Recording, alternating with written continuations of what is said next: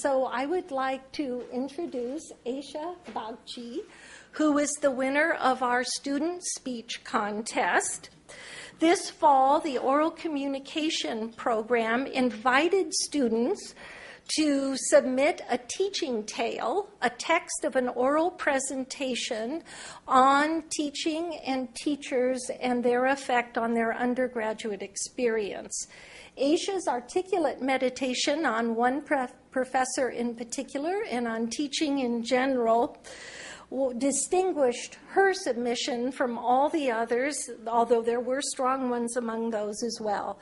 She is majoring in philosophy and history with honors in ethics and society, and some of you may have seen her byline on her column, Sense and Nonsense. I was afraid I'd say Sense and Sensibility in the Daily, and she is currently one of 2 students who is serving on the study of undergraduate education at Stanford Task Force. So please join me in welcoming Aysha Bagchi. And please, people, come forward and sit down. There are seats. I think we can have everyone sit down and relax and enjoy themselves. Please do. Yeah. Okay, hi everyone. I want to start by telling the story of a learning experience I had during spring quarter of my freshman year in a class called Existentialism. Let me say that again, Existentialism. To my freshman self, the name alone was intimidating, and the list of authors was even worse. The syllabus said we would read works by Rousseau, Kierkegaard, Nietzsche, Jean-Paul Sartre, Simone de Beauvoir, Camus. If any class seemed up in the clouds, seemed to epitomize my image of a university professor talking about abstract stuff that had absolutely nothing to do with the real world, it was existentialism. But I was very wrong. This was a course that quite literally rocked my world. In every class, our philosophy professor, Lanier Anderson, I saw him, he's there, Lanier Anderson illustrated how what we studied was really about life. Lanier would describe how Sartre's conception of how one acts in good faith might be violated when 20-year-olds misrepresent themselves through something as simple as flirting.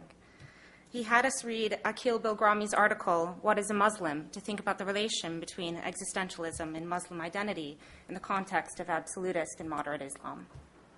The philosophies we read invaded my everyday thinking. Was I in a condition of permanent despair? Could I ever be free? What did it mean to be true to myself and to live an autonomous life?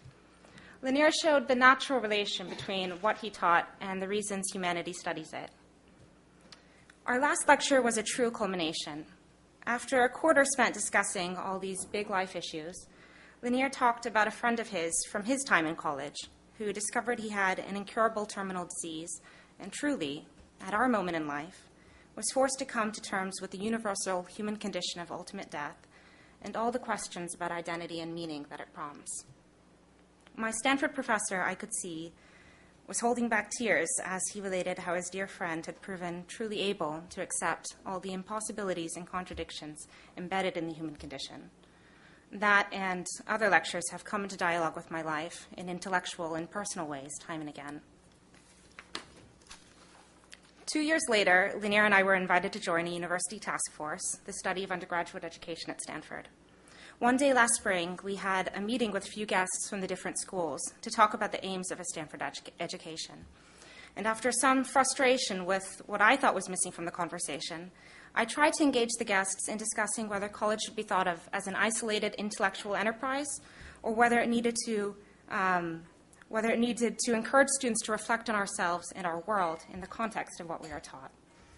I thought it was vital to synthesize students' academic, intellectual, and personal development, vital on intellectual, moral, and personal fronts.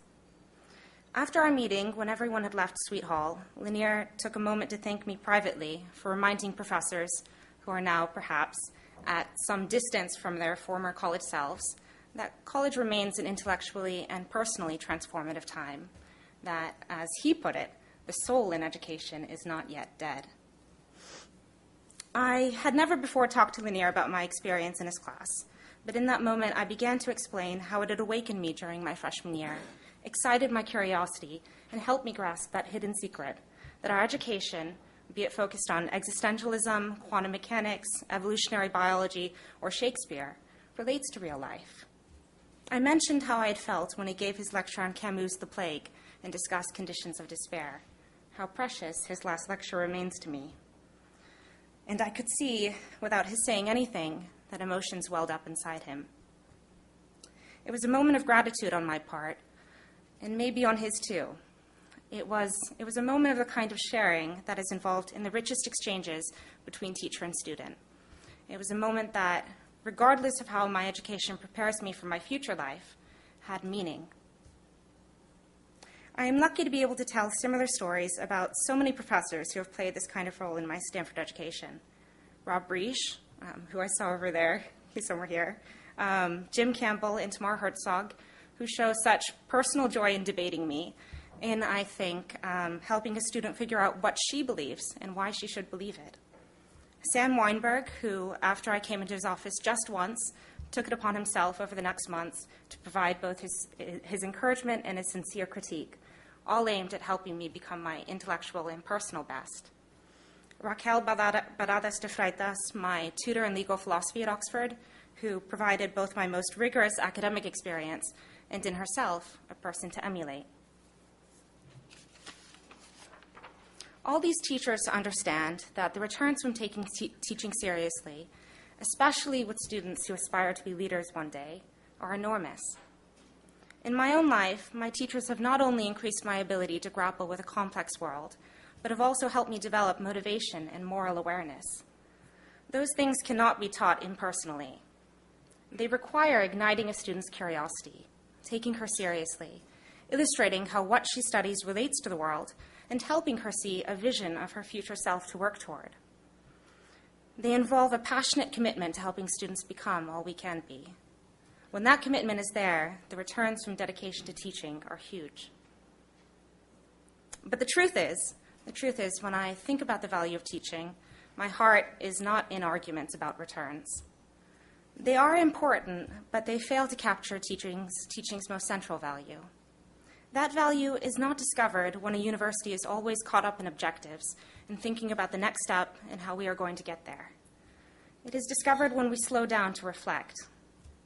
In these moments, we begin to remember why a university holds such enchantment in people's imaginations, why the mere idea of a place like Stanford can inspire awe on almost any corner of the globe. The university is a site for something special. The deepest meaning to be found at a university, a place of growing knowledge about the world, is in the sharing that takes place between teacher and student when a teacher helps a student expand her world. The potential returns of such relationships are tremendous, but to find their deepest value, we needn't be looking ahead. It rests in moments like the one I had with Lanier outside Sweet Hall.